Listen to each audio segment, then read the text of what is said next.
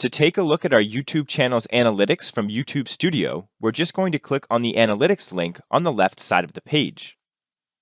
The screen that appears is the Analytics Overview screen, where we can get a bird's eye view at some of the most important metrics on our YouTube channel. Right from this page towards the top, we can see how many views we've had for the last 28 days. We can also see our watch time from the last 28 days, the number of subscribers that we've gained, and if we'd earned any revenue, it would also appear up here towards the top. Now, if we scroll down the page a little bit, you can also see that our top videos are listed. We can even see some real-time activities. So if there was anybody watching our videos at the current time, we would see those numbers come in. Now let's scroll back up here a little bit, because I mentioned earlier that we're viewing data for the last 28 days. That's what we see by default, but you'll notice that up towards the top right, there's a drop down that allows us to change our date range.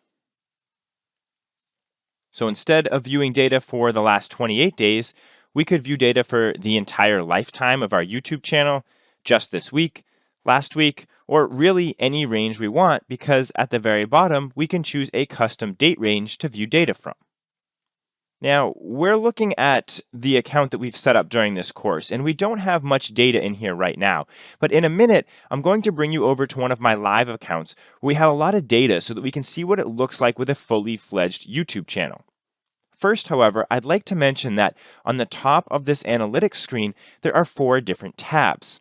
The first one is the Overview tab, which we've talked about. The second one is the Reach tab. This is where we can see where all of our traffic is coming from.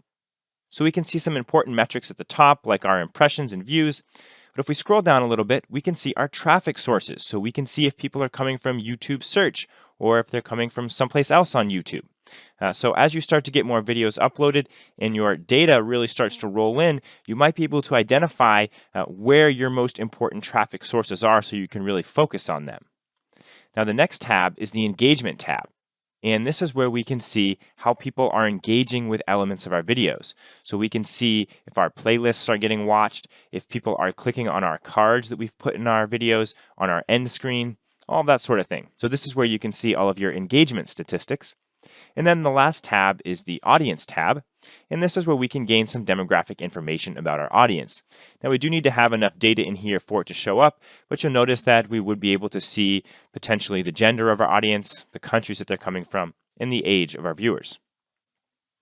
It's also important to note that if we go back to the Overview page here, notice where it says Top Videos. We could actually click on one of these videos, or we could search for a video up here at the very top, and then we can view data specifically for that video. And you can scroll down and you can see that there is all sorts of data in here as well. You can change your date range just like we did in the overview section, and we can also look at the different tabs like we did when we were looking at our channel as a whole, but this time it would just be for this particular video. But for now, let's switch over to one of my live YouTube accounts so we can take a look at what the overview page looks like on an account that has more data inside of it. So here I am on my YouTube channel's Analytic Overview page, and as we can see, we have a lot more data in here, and the information is starting to look a lot more accurate. First of all, I want to mention that where we see our views, our watch time, and our subscribers, notice that we have some arrows underneath those areas, and that tells us how we're trending in that particular metric. So we always want to be trending upwards. We want to be getting more views, more watch time, and more subscribers. So that's always a good idea to keep an eye on those areas so you can really manage where your YouTube channel is headed in the future. If we scroll down a little bit, we'll be able to see some of our top videos. There you can see the real-time activity that I spoke about. So I just thought it might help to see the analytics page in a YouTube account that has more videos and more data so that you can see what it looks like when it's fully fledged out.